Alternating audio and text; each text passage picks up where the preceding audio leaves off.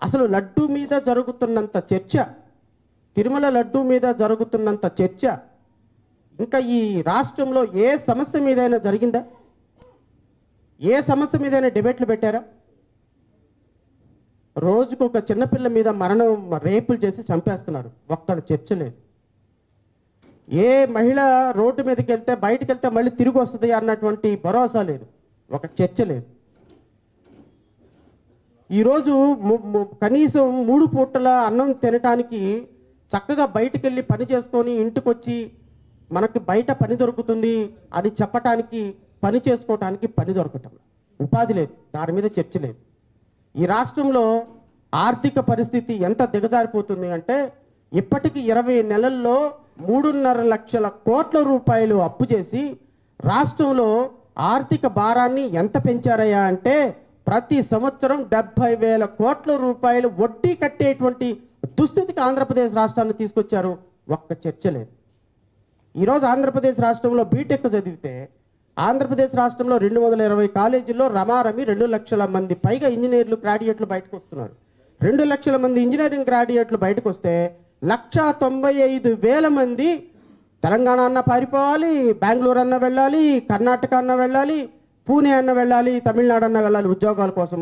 ఆంధ్రప్రదేశ్ రాష్ట్రంలో పట్టుమని 10,000 ఉద్యోగాలు కూడా ఇంజనీరింగ్ గ్రాడ్యుయేట్లకు ఇవ్వలేకపోతున్నాం. మన రాష్ట్రం 14 ఇప్పటికీ 2014 తర్వాత విడిపోయిన తర్వాత ఈరోజు 11 సంవత్సరాలకి ఈ రోజు వరకు కూడా పట్టుమని 10,000 మందికి ఒక ఇంజనీరింగ్ గ్రాడ్యుయేట్లకు ఉద్యోగాలు ఇవ్వలేని దుర్మార్గపు పరిస్థితుల్లో ఆంధ్రప్రదేశ్ రాష్ట్రం ఉంది, ఒక్క చర్చ లేదు. చర్చ దేని మీద జరుగుతుంది అంటే ఎస్సీ ఎస్టీల మీద దాడుల మీద చర్చ లేదు, ఎస్సీ ఎస్టీ పథకాల నిర్లక్ష్యం మీద చర్చ లేదు, సప్లై నిధులు మొత్తం డైవర్షన్ అవుతాయి దాని మీద చర్చ లేదు. మీడియా చర్చ పెట్టదు, తెలుగుదేశం పార్టీ చర్చ పెట్టదు, ఏమి చర్చ పెట్టదు. వీళ్ళకి తెలిసిందల్లా ఏంది అంటే ఎవరైనా ఒక పాప మీద ఒక చిన్న ఒక పాపని ఏదో ఇబ్బందికరమైన పరిస్థితి చేశాడని ఒక ఆరోపణ వస్తే చాలు వాడిని చంపేయటం ఒకటే మార్గం. నేను అడుగుతున్నా, మీ ద్వారా మీడియా వాళ్ళని కూడా అడుగుతున్నా, రాష్ట్ర ప్రజలను అడుగుతున్నా, ఒక పాపని ఎవరైనా దుర్మార్గంగా ఇబ్బంది పెడితే ఖచ్చితంగా వాడికి ఉరిశిక్ష మార్గం, ఇంకా వేరేది ఏం లేదు, వాడు బతకడానికి అర్హత లేదు. కానీ నువ్వెవరు ఆ పని చేయడానికి? పోలీసులు ఎవరు ఆ పని చేయడానికి? రేపొద్దున నా కొడుకో నా తమ్ముడో అండి ఇరుక్కుపోవచ్చు. మీ అందరూ ఈ మధ్య కోర్టు అనే ఒక సినిమా చూసారా? అందరూ చూసారండి?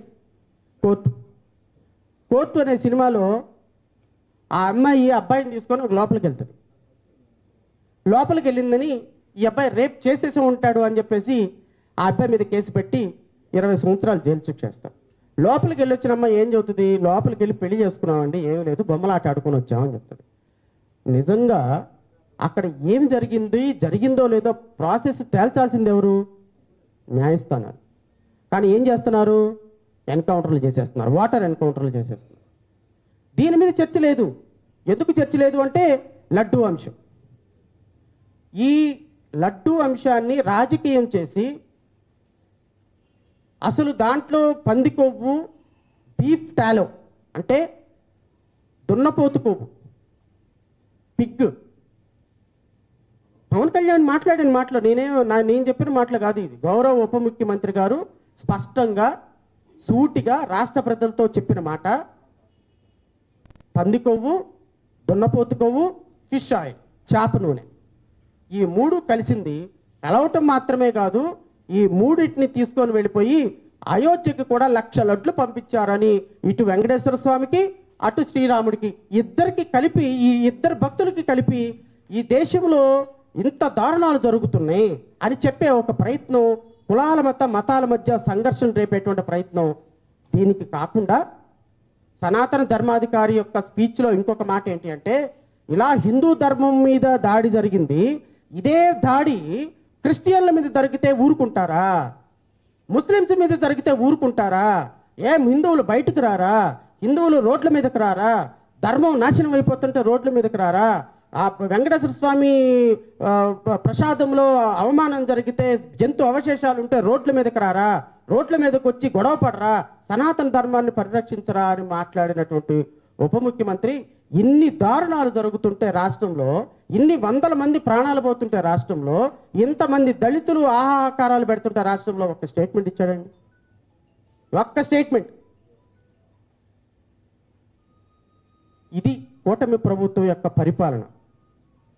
లడ్డూని రాజకీయం చేస్తూ, రాజ్యాంగ సూత్రాలని వెన్నులో దొక్కుతూ, తొంగలో దొక్కుతూ, ఈరోజు రాజ్యాంగంలో ప్రసాదించబడిన హక్కులు మొత్తాన్ని హరిస్తుంటే, ఈ హక్కులు మొత్తాన్ని పరిరక్షించాల్సినటువంటి కూటమి ప్రభుత్వం, ఈ హక్కులు మొత్తాన్ని రిస్టోర్ చేసి ప్రజలకు మంచి చేయాల్సినటువంటి కూటమి ప్రభుత్వం చేస్తున్న పని ఏంటయ్యా అంటే, ఈరోజు రాష్ట్రంలో లడ్డూని అడ్డం పెట్టి ప్రజా సమస్యలు ఏమీ కూడా రాకుండా చేసి ఈరోజు వాళ్ళ పబ్బం కప్పుకునే ప్రయత్నం చేస్తున్నారు.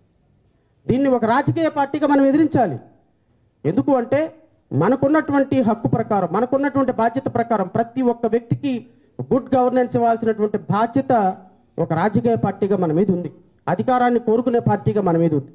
అయితే ఇవన్నీ కూడా మాకు